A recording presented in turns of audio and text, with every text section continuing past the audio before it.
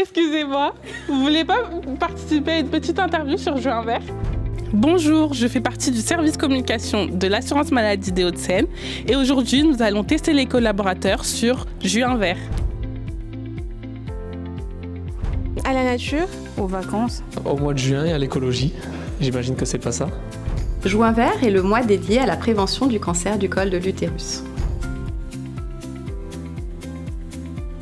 Papillomavirus. Absolument pas. le papillomavirus.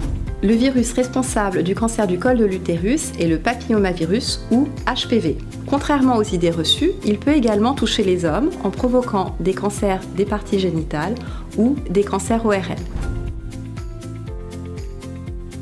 Je dirais les maladies sexuellement transmissibles. Sexuellement, les relations sexuelles, je crois.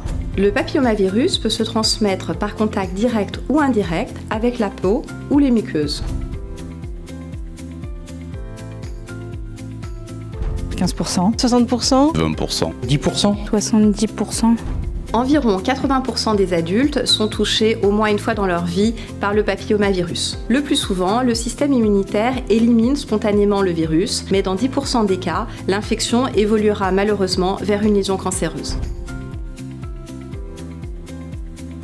Le dépistage préventif, gynécologie. La communication autour du sujet. Il me semble qu'il y avait un vaccin, puis il y a également la protection. À ce jour, en 2025, on dispose de 2 moyens de prévention: la vaccination et le dépistage. La vaccination est le seul moyen efficace d'éviter d'attraper le virus. La vaccination est proposée aux jeunes filles et aux jeunes garçons de 11 à 19 ans. Pour les hommes ayant des rapports sexuels avec les hommes, elle reste possible jusqu'à 26 ans. En complément de la vaccination, pour les femmes, le dépistage permet de repérer très précocement la présence du virus ou de lésions suspectes. L'objectif est d'intervenir suffisamment tôt avant que le cancer du col de l'utérus ne se développe. Le frottis. Non. Concrètement, non. Le dépistage est un prélèvement de cellules au niveau du col de l'utérus. Cet examen, aussi appelé frottis, est simple, rapide et indolore. Il permet d'analyser les cellules, on parle d'examen cytologique, ou de rechercher la présence du virus, on parle de test HPV. Cet examen peut être réalisé par votre médecin généraliste, par un gynécologue, par une sage-femme, en centre d'examen de santé ou en laboratoire. Vers 50 ans. On peut au plus tôt dès 11 ans. Peut-être à partir de 25 ans. En 2025, le dépistage commence à l'âge de 25 ans, puis on refait un dépistage 1 an plus tard, puis 3 ans plus tard. Entre 30 et 65 ans, on procède à un test HPV tous les 5 ans.